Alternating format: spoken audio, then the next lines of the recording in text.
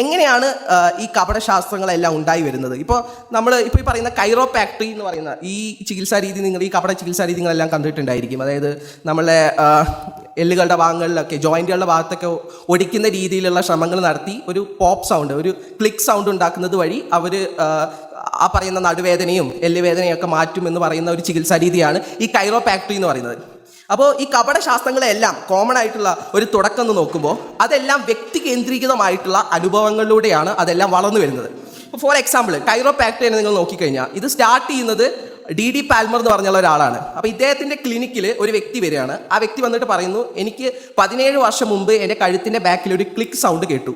ആ click sound കേട്ടതിൻ്റെ ശേഷം എനിക്ക് ചെവി കേൾക്കാൻ വളരെ പ്രശ്നമുണ്ടായി എന്ന്, അതിനുശേഷം എനിക്ക് കൃത്യമായിട്ട് ചെവി കേൾക്കാൻ പറ്റുന്നില്ല എന്ന് D.D. പാൽമറിൻ്റെ അടുത്ത് ഒരു വ്യക്തി വന്ന് പറഞ്ഞപ്പോൾ D.D. പാൽമർ ആ കഴുത്തൊക്കെ ഒന്ന് എടുത്ത് ഒടിച്ചും പിടിച്ചൊക്കെ നോക്കിയിട്ട് ഒരു ക്ലിക്ക് സൗണ്ട് ഉണ്ടാക്കാൻ ശ്രമിച്ചു. അപ്പോൾ അത് ഇങ്ങനെ ഒരു ക്ലിക്ക് സൗണ്ട് ഉണ്ടായപ്പോൾ ഈ വന്ന രോഗി പറഞ്ഞു, എനിക്കിപ്പോൾ നന്നായി ചെവി കേൾക്കാം, എൻ്റെ ചെവിയുടെ പ്രശ്നമൊക്കെ മാറി എന്ന് പറഞ്ഞു. അപ്പോൾ അങ്ങനെ പറഞ്ഞപ്പോൾ D.D. പാൽമർ എന്ന് വിചാരിച്ചു, ഓക്കെ, ഞാൻ ചെയ്ത കാര്യം ഇവിടെ ഫലപ്രദമായി, ഞാൻ ചെയ്തത് ശരിയായി, അതുകൊണ്ടാണ് ഇങ്ങനെ കേൾവി ശക്തി തിരിച്ചു കിട്ടിയത്.